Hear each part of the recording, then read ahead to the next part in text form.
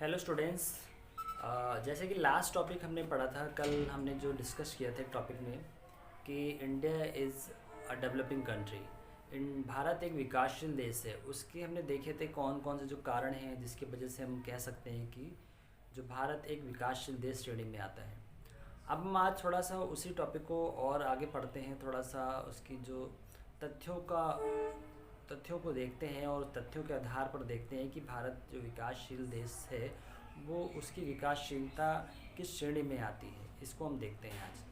तो जैसे कि हमें पता है नियोजित मिश्रित अर्थव्यवस्था। देखिए जो भारत है, जैसे कि हमें पता है कि जब भारत आज़ाद हुआ था उसके बाद से भारत के सामने जो भारत ने जो अर्थव्यवस्था को अपनाया, तो उसमें भारत ने मिश्रित अर्थव्यवस्था को अपनाया। और जैसे कि हम जानते हैं कि विश्व में जो 3 तरह की अर्थव्यवस्थाएं पाई जाती हैं, जिसमें पूंजीगत अर्थव्यवस्था है, और दूसरी आपकी सामाजिक अर्थव्यवस्था, तीसरी मिश्रित अर्थव्यवस्था। जैसे फर्स्ट जो पूंजीगत है उसको हम बोलते हैं इंग्लिश में कैपिटलिज्म इकोनॉमी। फिर सामाजिक अर्थव्यवस्था को बोलते हैं सोशलिज्म। उसे मिश्रित को बोलते हैं मिक्स इकोनॉमी। तो हमारे देश में देखा जाए तो जो पब्लिक सेक्टर और प्राइवेट सेक्टर दोनों का ही एक तरह से योगदान होता है अर्थव्यवस्था को आगे बढ़ाने में। तो मिश्रित अर्थव्यवस्था की बात की जाए तो भारत में भी हम देखते हैं कि सरकार ने पूरी तरीके से अभी प्राइवेट सेक्टर को आ, पूरे तरीके से, जो हमारा देश है अभी पूरा प्राइवेट सेक्टर के डायरेक्शन में नहीं आता है। बहुत कुछ सरकार के हाथ में है, बहुत से डिपार्टमेंट्स हैं सरकार अपने ही हाथ में रखती है। तो इस तरह से हम देखते हैं कि जो भारत की अर्थव्यवस्था है वो क्या है, एक तरह से मिश्रित अर्थव्यवस्था है, जिसमें जो भारत की जो इकोनॉमी का जो कंट्रोलिंग पावर है वो भारत सरकार के भी हाथ में है और प्राइवेट सेक्टर में भी है। दोनों ही जो सेक्टर हैं, प्राइवेट और गवर्नमेंट, दोनों ही मिलकर भारत की जो अर्थव्यवस्था है उसको आगे बढ़ा रहे हैं। तो ये एक तरह मिश्रित अर्थव्यवस्था है। तो और अगर हम दूसरे देशों की बात करें जो विकसित देश हैं, वो विकसित देशों की बात करेंगे तो वहाँ ज़्यादातर जो अर्थव्यवस्थाएं हैं वो कैसी हैं, वो पूंजीगत अर्थव्यवस्था, कैपिटलिज्म इकॉनमी है। जैसे हम यूएसए की बात करें या ब्रिटेन की बात करें, फ्रांस है, जर्मनी है, ज़्यादातर जो अर्थव्यवस्थाएं हैं वो किस तरह की हैं, वो कैपिटलिस्ट इकॉनमी है। तो हमारा देश एक मिश्रित इकॉनमी है जहाँ पे सरकार और जो प्राइवेट सेक्टर है दोनों ही मिलके अर्थव्यवस्था में योगदान देते हैं। तो इस तरह से देखा जाए तो अगर हम विकासशील और विकसित देशों की बात करें तो अगर हम विकासशील हैं तो अभी भी हम पूरी तरीके से ये नहीं कह सकते कि हम पूरी तरीके से हम पूरी अर्थव्यवस्था को विकसित या जो पूंजीपतियों के हाथ में नहीं दे सकते। तो अगर हमें लगता है कि अगर विकसित होना है तो पूंजीपतियों के हाथ में देना होगा, उसको प्राइवेटाइज़ करना होगा, तो अभी हमारे देश में ऐसा है नहीं। तो एक तरह से देखा जाए तो मिश्रित अर्थव्यवस्था भी एक कारण हो सकती है हमारे देश को विकासशील बनाए रखने में। उसके बाद है राष्ट्रीय आय एवं प्रति व्यक्ति आय में वृद्धि। अब हम देखें कि जो भारत हमारा जो विकासशील की श्रेणी में है, तो उसको देखते हैं कि भारत में जो प्रति व्यक्ति आय की बात करें उसमें कैसे वृद्धि हुई। ठीक है, हम अगर राष्ट्रीय आय की बात करें तो 1950-51 में जब भारत की राष्ट्रीय आय कितनी थी, 9,506 थी। ठीक है, और अगर हम आज देखें 18-19 की बात करें तो कितनी है, 1,45,22,931। तो बहुत वृद्धि बहुत हुई है, काफ़ी हमारी राष्ट्रीय आय बढ़ गई है। लेकिन अभी हम जिस तरह से देखा जाए कि अगर हमें विकसित होना है उस हिसाब से उसमें उतनी बढ़ोतरी नहीं हुई। और हम अगर पर कैपिटा इनकम की बात करें तो 50-51 में 665 थी और 18-19 में 11,254 हो गई है। तो इसमें भी काफ़ी गुना वृद्धि हुई है। लेकिन जो जनसंख्या की वृद्धि दर है उसके अनुसार देखा जाए तो ये बहुत कम है बाकी देशों की अपेक्षा। तो इस वजह से हम कह सकते हैं कि जो जिस तरह से देश में जनसंख्या बढ़ रही है और बेरोज़गारी बढ़ रही है, तो उस दृष्टि से देखा जाए तो इसमें बहुत ज़्यादा कोई वृद्धि नहीं हुई है। हम देखते हैं कि जो हमारा बचत विनियोग दरों में वृद्धि, अभी हम देखें कि 1950-51 में देखें जो सेविंग की जो रेट था at current price on the basis of GDP के आधार पे हम जो चालू मूल्यों पे देखें 50-51 में जो सेविंग का रेट किया था 8.9% था। ठीक है, जो 18-19 में बढ़कर कितना हो गया, 30.1%। ठीक है, ये ग्रोथ हुई है। फिर उसके इन्वेस्टमेंट में देखें कितना था, 8.7% था 1950-51 में, और 18-19 में कितना हुआ, 28.8%। तो ये ग्रोथ हुई है। ग्रोथ तो हुई है दोनों ही सेक्टर, चाहे सेविंग में देखा जाए और चाहे इन्वेस्टमेंट में देखा जाए, दोनों ही जो हमारी दरें हैं वो बड़ी हैं। लेकिन फिर भी हम देखें जो विकसित देशों की अपेक्षा उसमें उतनी वृद्धि नहीं हुई है।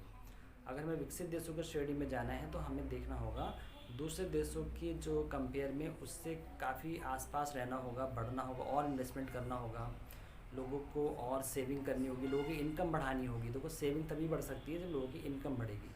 तो इनकम पर कैपिटा इनकम बढ़ेगी तब जाके कहीं हम इन दरों में और बढ़ोतरी कर पाएंगे। इन्वेस्टमेंट और बढ़ाना होगा, इन्वेस्टमेंट बढ़ेगा तो लोग रोज़गार बढ़ेगा, रोज़गार बढ़ेगा तो लोगों की आय बढ़ेगी। तो हमें ये सेविंग रेट और इन्वेस्टमेंट रेट को और बढ़ाना होगा, इसमें और बढ़ोतरी करनी होगी थोड़ा सा गवर्नमेंट को या प्राइवेट सेक्टर को, क्योंकि हमारा देश एक मिश्रित इकॉनमी है।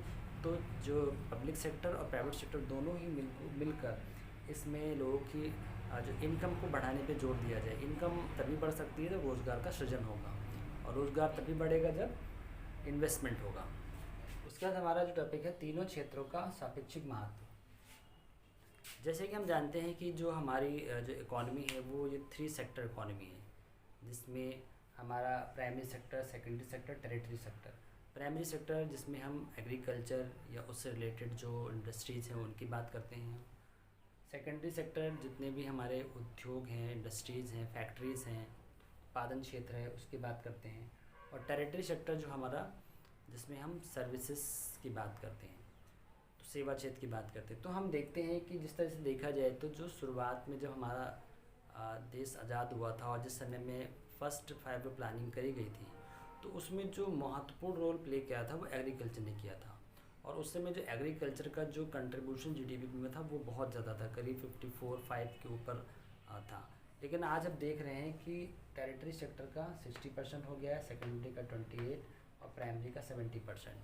ये हमारा अभी लेटेस्ट 18-19 का ये जो फिगर है। तो हम देख रहे हैं कि जो देखा जाए तो जितने भी डेवलप कंट्रीज़ हैं उनमें जो कंट्रीब्यूशन होता है जीडीपी का, वो वहाँ पे प्राइमरी सेक्टर का रोल कम होता है और आपका टेरिटरी या सेकेंडरी सेक्टर का रोल ज़्यादा होता है। तो हमारे देश में भी ये ग्रोथ हुई है जहाँ पे टेरिटरी का 60% कंट्रीब्यूशन है और सेकेंडरी 28 है, प्राइमरी का 17% है। तो हम देख रहे हैं कि हमारे जो तीनों ही सेक्टर में अब देखा जाए जिसका कंट्रीब्यूशन हमें चाहिए, टेरिटरी सेक्टर जो सर्विस सेक्टर है उसका तेज़ी से हमारे देश में जो योगदान जीडीपी में बढ़ रहा है। ठीक है, तो हमें और इन चीज़ों पे और हमें बहुत ज़्यादा मेहनत करनी होगी और ज़्यादा इन्वेस्टमेंट करना होगा अगर हमें अपनी जो कंट्री को विकासशील की श्रेणी से निकाल के विकसित देश बनाना है। तो आगे हम बात करते हैं कृषि क्षेत्र का विकास। अब हम देखते हैं कि जो हमारा एग्रीकल्चर जो सेक्टर है, अगर हम 50-51 की बात करें तो उस समय जो एग्रीकल्चर जो सेक्टर था वो उतना ज़्यादा विकसित नहीं था, क्योंकि हमारे पास उतनी ज़्यादा सुविधाएं नहीं थी और जो इक्विपमेंट्स वो हमारे बहुत पुराने हुआ करते थे, तो उत्पादन भी उतना ज़्यादा नहीं हो पाता था। और कृषि क्षेत्र में जो प्रोडक्टिविटी थी वो बहुत लो थी। जो भी हमारे जो किसान जो थे वो जो भी इक्विपमेंट्स यूज़ करते थे फार्मिंग में वो बहुत पुराने यूज़ किया करते थे, और जिसकी वजह से क्या होता था जो प्रोडक्शन नहीं बढ़ पा रहा था। लेकिन हम देख रहे हैं धीरे धीरे हमारे जो कृषि क्षेत्र में काफ़ी विकास हुआ है, काफ़ी नए इक्विपमेंट्स आ गए हैं। हरित क्रांति के बाद और तेज़ी से उसमें विकास हुआ और काफ़ी जो उत्पादन बढ़ा है कई क्षेत्रों में। तो इस तरह से देखते हैं कि हम अभी भी हमारे यहाँ डिपेंडेंसी देखी जाए, जो जनसंख्या का एक बहुत बड़ा हिस्सा अभी भी कृषि में लगा हुआ है। काफ़ी कुछ हमारे इस सेक्टर में ग्रोथ हुई है, डेवलपमेंट हुआ है और उत्पादन भी बढ़ रहा है। तो हम देखें, हम अगर हमें और तेज़ी से इसमें ग्रोथ करनी है और हमें विकसित देश की श्रेणी में खड़ा होना है, तो कृषि क्षेत्र में भी हमें तेज़ी से विकास करना होगा। जो टेक्नोलॉजी है उसके क्षेत्र में और मेहनत करनी होगी, जिसका हम अपने कृषि क्षेत्र में फील्ड में उसका उपयोग कर पाएँ। नाउ हम नेक्स्ट देखते हैं कि है औद्योगिक विकास। औद्योगिक विकास भी हमारे देश में बहुत तेज़ी से हुआ। जैसे कि हम पहले की बात करते हैं, जब आज़ादी के बाद 50-51 में छोटे छोटे कुटीर उद्योग हुआ करते थे, लघु उद्योग होते थे। लेकिन आज देखें तो बहुत बड़ी बड़ी इंडस्ट्रीज़ हमारे देश में आ चुकी हैं, चाहे वो इंजीनियरिंग की हो या स्टील इंडस्ट्रीज़ हो या सॉफ्टवेयर इंडस्ट्रीज़ हो। बहुत बड़ी जो बड़ी बड़ी कंपनी हमारे देश में आ चुकी हैं, बड़े बड़े इक्विपमेंट्स बन रहे हैं, बड़े बड़े वाहन हमारे देश में मैन्युफैक्चर हो रहे हैं। जो टेक्नोलॉजी कई साल पहले दूसरे देशों से मंगाई जाती थी, जो प्रोडक्ट्स दूसरे देशों से आते थे और हमें बहुत महंगे पड़ते थे, लेकिन आज वो देखें हमारे ही देश में उनके वो उपलब्ध होते हैं, उनकी मैन्युफैक्चरिंग हो रही है। तो विकासशील की श्रेणी में हम तेज़ी से बढ़ रहे हैं और काफ़ी चीज़ें हमने हमारे देश में उनका उत्पादन शुरू हो गया है। फिर भी हम देखते हैं कि विकासशील जो है, विकासशीलता का जो टैग अभी हमारे ऊपर लगा हुआ है, उसको दूर करने के लिए अभी हमें अपनी डिपेंडेंसी को कम करना होगा दूसरे देशों से। अभी भी बहुत से ऐसे प्रोडक्ट्स हैं, वैसे अभी भी हम अपनी जो जनसंख्या की जो मांग है उसको हम पूर्ण नहीं कर पाते हैं। कई क्षेत्रों में ऐसे उत्पाद जो प्रोडक्ट्स हैं उनको हम पूरा न देकर उसका काफ़ी हमको भी बाहर से उसको आयात करना पड़ता है। तो अभी हमको आयात की जो निर्भरता है उसको कम करनी होगी, और जो इंडस्ट्रियल जो सेक्टर है इसमें और ज़्यादा ग्रोथ और डेवलपमेंट करना होगा, इन्वेस्टमेंट करना होगा, जिससे कि रोज़गार का भी सृजन हो और साथ साथ उत्पादन भी बढ़े, और जिससे कि हम दूसरे देशों पे जो हमारी निर्भरता है वो कम हो। उसके बाद है सार्वजनिक क्षेत्र का विकास। सार्वजनिक क्षेत्र जो हमारे देश में जो गवर्नमेंट सेक्टर है, जो पब्लिक सेक्टर है, उसमें भी तेज़ी से विकास हो रहा है। 50 से 51 की बात करें तो उस समय आप देखोगे जो पब्लिक सेक्टर था वो सिर्फ कहते 5 ही ऐसे सेक्टर थे जो गवर्नमेंट के हाथ में थे, जो पब्लिक सेक्टर में आते थे।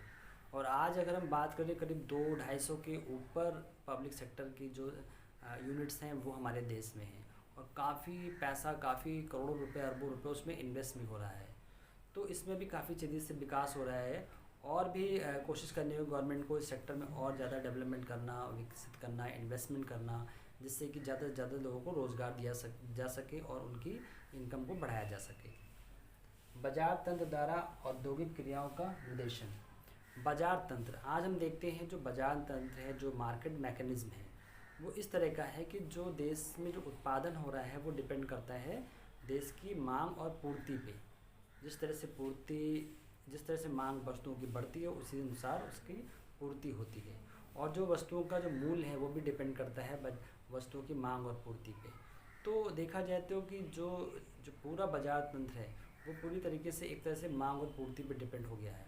और दूसरे जो लाइसेंसिंग व्यवस्था है जो गवर्नमेंट के हाथ में है, वो क्या करती है, जो भी कोई नया इन्वेस्टमेंट हो रहा है, जो एफडीआई हमारे देश में आ रहा है, तो कितना उनको कमीशन देनी है, किसको लाइसेंसिंग देनी है, किसको नहीं देनी है।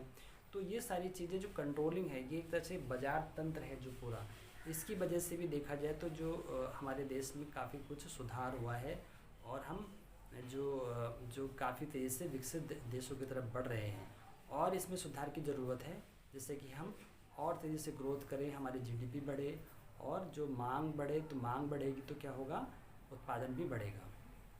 उसके बाद निर्धनता दूर करने के विशिष्ट कार्यक्रम। हमारे देश में जो हमारी सरकार ने काफ़ी पिछले कई 10-15-20 सालों में काफ़ी तेज़ी से बहुत से ऐसे कार्यक्रम चलाए हैं, जिससे बेरोज़गारी दूर हो सके। बेरोज़गारी दूर होगी तो लोगों की आय बढ़ेगी, ठीक है। रोज़गार कार्यक्रम बहुत से चलाए जा रहे हैं। अभी देखा होगा प्रधानमंत्री कौशल विकास केंद्र के द्वारा जो लोगों को रोज़गार देने की कोशिश की गई, लोगों को शिक्षा दी जा रही है, शिक्षा प्रदान किए जा रहे हैं डिफरेंट सेक्टर में, जिससे कि उनके अंदर एक तरह से कौशल आ सके, स्किल डेवलप हो सके, और वो उनको कोई ना कोई जॉब मिल सके या अपना कोई बिजनेस खुद शुरुआत कर सकें वो। तो इससे क्या होगा, निर्धनता को दूर किया जा सकेगा। फिर यातायात एवं दूरसंचार। अब हम देखें कि हमारे जो यातायात और दूरसंचार के जो साधन है उसमें भी काफ़ी वृद्धि हुई है। पहले ज़माने में आप देखते थे कि जो यातायात के साधन थे बहुत ही कम होते थे, या ट्रेन जो थी वो भी इतनी मात्रा में नहीं थी, कि उतने नंबर्स नहीं थे ट्रेनों के कि हमको हर जगह के लिए जा सकें। तो जो बसों का रूट था वो भी बहुत कम था, या लोगों के पास उतनी सुविधाएं नहीं थी एक जगह से दूसरी जगह जाने के लिए। तो अब काफ़ी डेवलपमेंट हुआ है, काफ़ी ट्रेन हैं, मेट्रोज़ हैं। अब हवाई क्षेत्र में भी काफ़ी तेज़ी से काफ़ी नए जो प्लेन्स जो रूट शुरू हुए हैं। उसके साथ दूरसंचार में देख रहे हैं कि 3G, उसके बाद 4G 5G टेक्नोलॉजी आ गई है अब हमारे देश में। तो ये काफ़ी चेंजेस हो रहे हैं, जिससे हम कह सकते हैं काफ़ी तेज़ी से डेवलपमेंट हमारे देश में हो रहा है। मुद्रा एवं साख व्यवसाय। मुद्रा एवं साख व्यवसाय का मतलब क्या हुआ कि जो हमारे देश में जो फाइनेंशियल सेक्टर है, जो बैंक्स हैं, उनको भी काफ़ी तेज़ी से वृद्धि हुई 1950 के बाद। उसमें जो उनका नेशनलाइजेशन हुआ, काफ़ी जो अब तो बहुत सारे प्राइवेट बैंक्स भी आ गए हैं। अब बहुत आसानी से जो हमारे देश में जो इंडस्ट्रीज़ हैं उनको ऋण भी उपलब्ध हो जाता है। इस ऋण उपलब्धता की वजह से क्या हो रहा है कि अब काफ़ी जो इंडस्ट्रीज़ हैं, जो उद्योग हैं, उनमें काफ़ी इन्वेस्टमेंट हो रहा है, वो ग्रोथ कर रहे हैं, डेवलपमेंट हो रहा है, रोज़गार बढ़ रहा है। तो फाइनेंशियल और बैंकिंग सेक्टर का डेवलपमेंट होने की वजह से भी काफ़ी तेज़ी से हमारे देश में जो इकोनॉमिक ग्रोथ हुई है, क्योंकि जब बैंक्स और फाइनेंशियल सेक्टर बढ़ेंगे और उनके पास जो सेविंग्स या जमा आएंगी, उनके पास ज़्यादा क्रेडिट होगा लोगों को देने के लिए, तो उससे क्या होगा, जब वो लोन देंगे तो ज़्यादा इन्वेस्टमेंट होगा, इन्वेस्टमेंट से फिर रोज़गार का सृजन होगा, लोगों की आय बढ़ेगी, फिर आर्थिक जो उपलब्धियां हैं वो बढ़ेंगी, भारत की जीडीपी में ग्रोथ होगा। तो ये सारी चीज़ें हम देखते हैं कहीं ना कहीं आपस में कनेक्ट हैं। तो आप देख रहे हैं कि हमने पढ़ा कि जो भारत एक विकासशील देश है, तो ये इसका विकासशील होने के पीछे कारण क्या है? हम एक देखें तो जो कुछ ऐसे कंट्री हैं जो अभी भी बहुत दूर है विकासशीलता से भी काफ़ी दूर है, तो हमने काफ़ी उपलब्धि हासिल की है 1950-51 के बाद से। लेकिन अभी हमें और इन्वेस्टमेंट की ज़रूरत है, और जो जो एक अच्छी इकोनॉमिक पॉलिसी की ज़रूरत है, जिससे कि हम जो मेन अपने देश की जो गरीबी को दूर कर सकें, शिक्षा को बढ़ावा दे सकें, रोज़गार सृजन कर सकें, लोगों की आय बढ़ा सकें। तो इसके लिए जब जितना ज़्यादा अच्छा इन्वेस्टमेंट होगा, जितनी ज़्यादा आर्थिक अच्छी प्लानिंग होगी, उतने ही तेज़ी से हम विकसित राष्ट्र की तरफ बढ़ेंगे।